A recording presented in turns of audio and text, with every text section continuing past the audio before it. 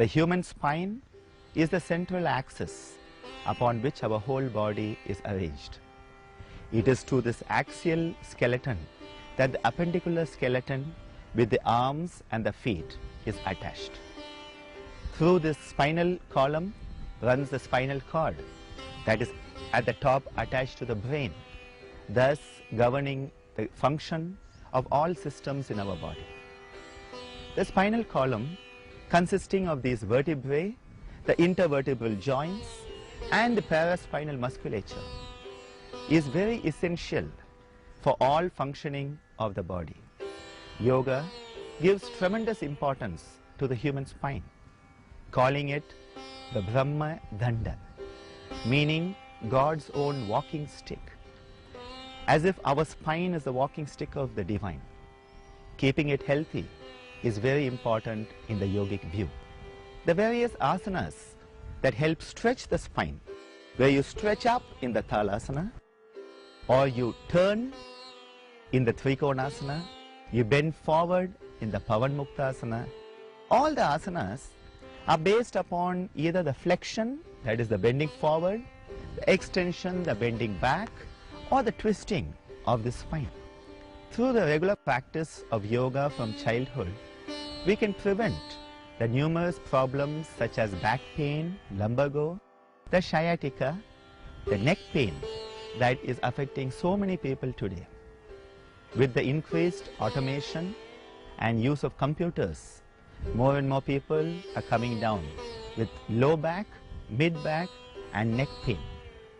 Yoga strengthens the entire back, strengthens the spinal column through the right useness of the spinal column. This presentation takes a look at asanas that help us to stretch the spine. The entire spinal column is given a healthy tug, giving self-traction to your spine, helping pull the vertebrae apart, giving that traction that normally would only be given in hospitals, where you put a weight on one side of the head and on one side of the feet. The asanas provide that isometric stretch that is so essential to the muscles of the back, stretching the muscles yet giving them relaxation. Practices like the Pavanmuktasana help relieve back pain and neck pain in a very effective manner. A gem of a practice is the Brahma Mudra, where we turn to the right, to the left, up and down.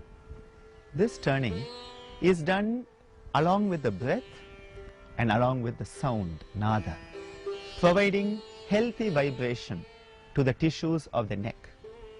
We must never forget that the neck and the back are one and the same. A person who has a neck problem today will have a back problem tomorrow. A person who has a back problem today will have a neck problem tomorrow.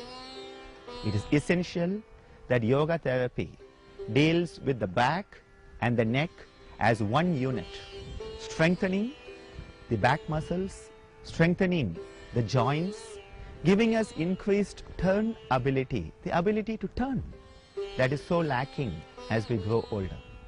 This presentation takes a look at the excellent musculoskeletal relaxing practices such as the Kaya Kriya, where the feet, the arms and the head are relaxed in a step-by-step manner. The Dhrida Kriya, which is an excellent relaxer for the spine, is also introduced. Practices such as the asanas to strengthen and relax the paraspinal muscles, the practices to help improve the flexibility of the spine, the pranayamas to reduce stress that creates a tension in the muscles.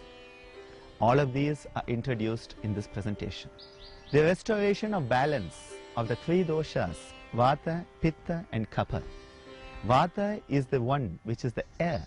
This air element, which in Ayurvedic and yogic terminology is called Vata, it affects the joints.